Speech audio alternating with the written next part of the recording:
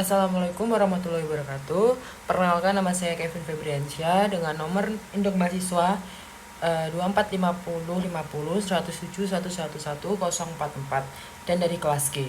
Di sini saya akan menjelaskan studi case saya yang berjudul 73 kg daging tidak layak konsumsi ditemukan di pasar tradisional Magelang. Langsung saja, saya akan membahas yang pertama, yaitu tentang lembaga apa aja sih yang terlibat. Yang pertama adalah Dinas Pertanian dan Peternakan Daerah, yang kedua adalah Dinas Kesehatan Daerah, yang ketiga adalah BPOM, yang keempat adalah Kesatuan Polisi Pamong Praja atau Satpol PP, yang kelima adalah Pengelolaan Pasar dan Asosiasi Pedagang. Nah, jadi selanjutnya ada ciri umum dari lembaga. Yang pertama adalah mengurus bidang kesehatan, yang kedua adalah mempunyai peraturan, yang ketiga adalah punya visi dan misi, yang keempat punya lembaga, yang kelima mempunyai tata tertib, yang keenam adanya ada ideologi, dan terakhir adalah punya alat pendukung.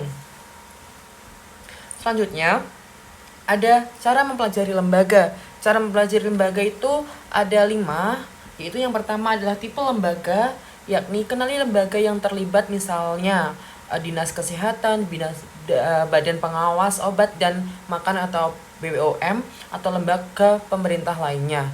Yang kedua adalah fungsi dan tugas, yakni pelajari tugas dan fungsi masing-masing lembaga dalam konteks pengawasan keamanan pangan.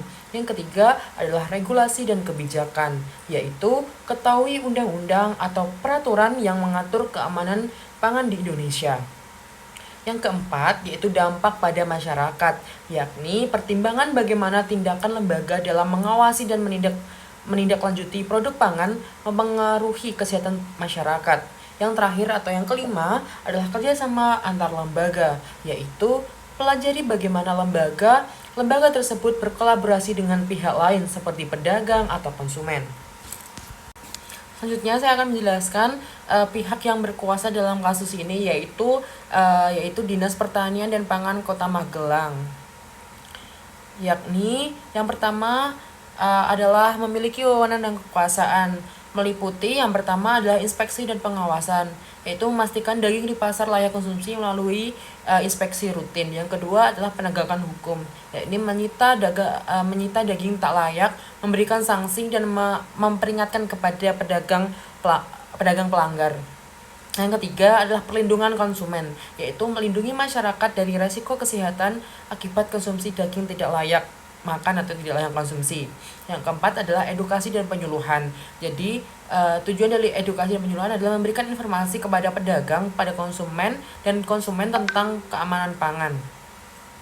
Selanjutnya adalah tentang sumber kekuasaan. Jadi ada 3 sumber kekuasaan. Yang pertama adalah kewenangan hukum, yaitu berdasarkan aturan pemerintah terkait keamanan pangan.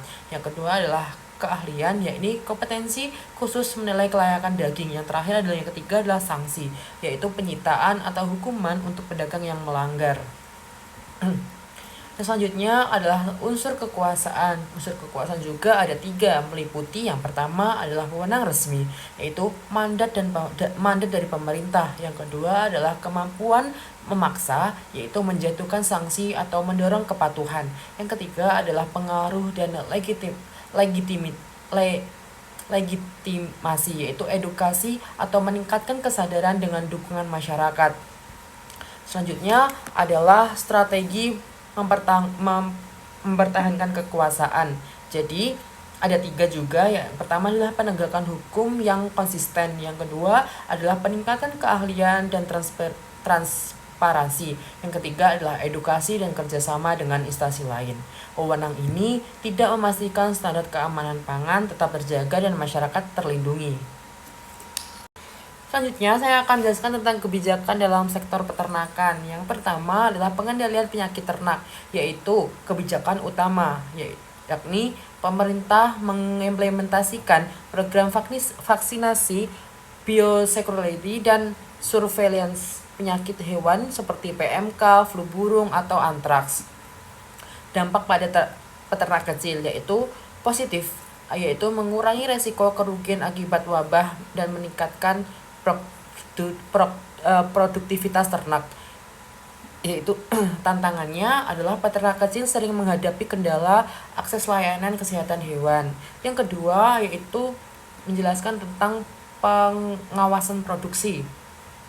Yang pertama adalah kebijakan utama, yaitu penerapan standar keamanan dan kualitas produk seperti SNI atau Standar Nasional Indonesia untuk produk peternakan. Dampak pada peternak kecil positif, yaitu memberikan peluang untuk bersaing di pasar formal jika mampu memenuhi standar.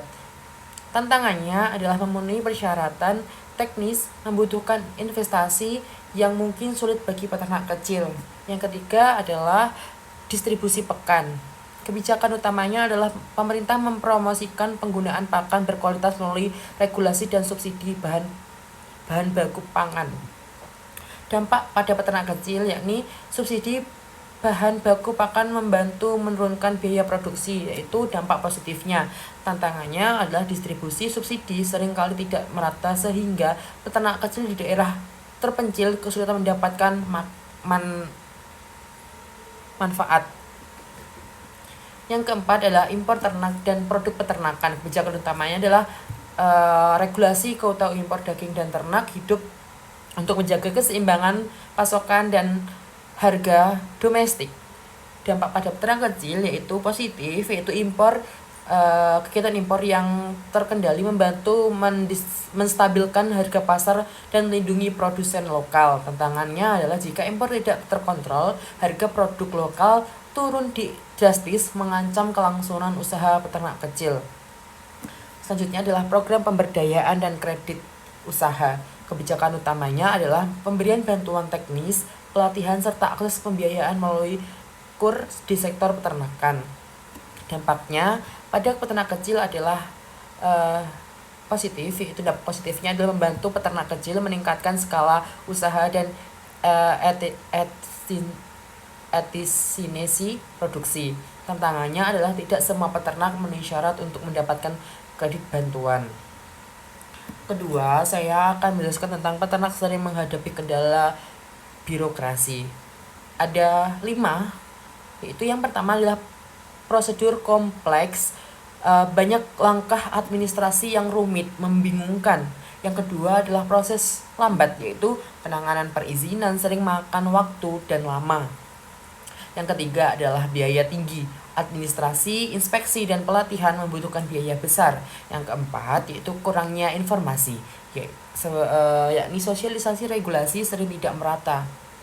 Yang kelima dan yang terakhir ada minim atau ada kurangnya informasi struktur, yaitu fasilitas seperti laboratorium dan penyimpangan kurang memadai. Ketiga, saya akan menjelaskan tentang pengaruh regulasi dan birokrasi pada produktivitas. Yang pertama adalah regulasi kesehatan dan keamanan pangan. Regulasi kesehatan dan keamanan pangan penting untuk memastikan daging layak konsumsi, tetapi sering membebani peternak kecil. Biaya tinggi dan proses rumit seperti pemeriksaan veteriner dapat mengurangi efisiensi mereka. Sebaliknya, penerapan regulasi yang lemah beresiko menyebabkan peredaran daging berkualitas rendah, merusak reputasi produk lokal. B, yaitu proses perizinan. Proses perizinan, penjualan daging dan pengelolaan produk hewan seringkali panjang dan birokratis, sehingga menghambat peternak yang harus mengeluarkan waktu dan biaya besar yang harusnya dapat dialokasikan untuk meningkatkan produksi. Yang C, yaitu akses ke pasar. Regulasi akses pasar seperti izin khususnya menyulitkan peternak kecil dan mengurangi daya saing mereka dibandingkan peternak besar yang lebih mampu menghadapi birokrasi. Selanjutnya saya akan menjelaskan tentang pengaruh pada daya saing peternak kecil. A, kompleksitas birokrasi. Birokrasi yang tidak efisien seperti lambatnya pemeriksaan kesehatan hewan atau distribusi daging dapat menurunkan kualitas daging sebelum sampai ke konsumen, merugikan peternak kecil. Yang B, ketimpangan akses sumber daya. Regulasi sering menguntungkan usaha besar yang mampu memenuhi persyaratan ketat, sementara peternak kecil kesulitan bersaing dalam kualitas dan harga. C. Kurangnya edukasi dan pendampingan. Tanpa edukasi dan pendampingan, peternak kecil mungkin tidak memahami pentingnya standar seperti kebersihan dan kualitas, sehingga menurunkan daya saing produk mereka. Selanjutnya, saya akan menjelaskan tentang proses birokrasi mendukung atau menghambat. Kita akan membahas tentang mendukung terlebih dahulu.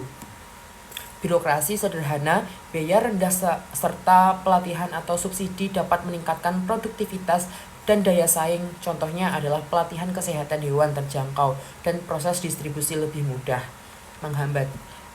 Proses menghambatnya yaitu birokrasi rumit, mahal atau tidak transparan, menyulitkan peternak kecil. Contohnya adalah inspeksi lambat tanpa panduan jelas, biaya tambahan dan memberatkan. Selanjutnya, saya akan menjelaskan tentang peran instansi pemerintah. Ada 4 peran instansi pemerintah, yaitu yang pertama adalah pengawasan rutin, yaitu instansi seperti Dinas Pertanian memeriksa kualitas pangan di pasar untuk memastikan keamanan. B. Edukasi pedagang. Pemerintah memberikan pelatihan dan penyuluhan untuk menjaga kualitas pangan. Ketiga, yaitu menegakkan hukum. Pelanggaran seperti penjualan daging tidak layak konsumsi dikenai sanksi tegas. Yang keempat atau yang terakhir adalah kerjasama lintas lembaga, yaitu kolaboratif dengan BPOM dan Dinas Kesehatan. Apakah pelayanan sudah memadai? Positif. Pemerintah tanggap terhadap ancaman kesehatan masyarakat melalui pengawasan. Yang kedua, pemahaman barang bukti menunjukkan komitmen nyata.